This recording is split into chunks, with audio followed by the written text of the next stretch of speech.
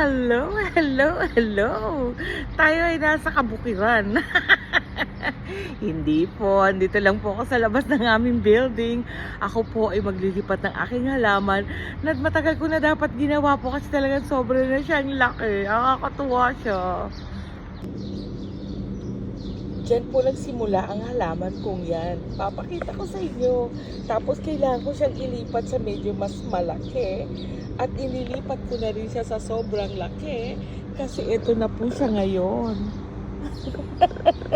Hindi na po kasya ang kanyang paso.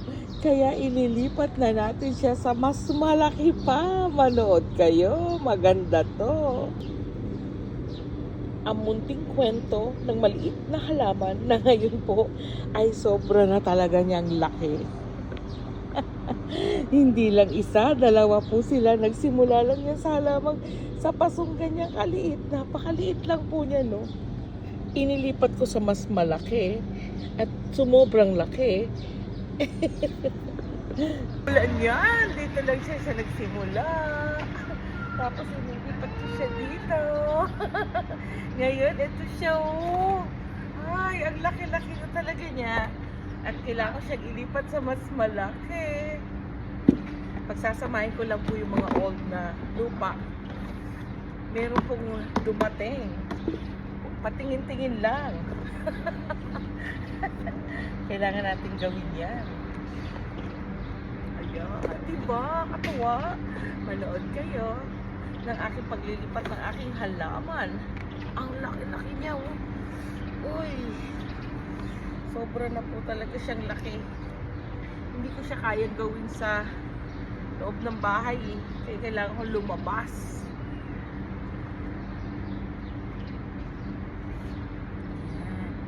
Yung ugat niya talagang nag-aano na, nagdidikit-dikit na po.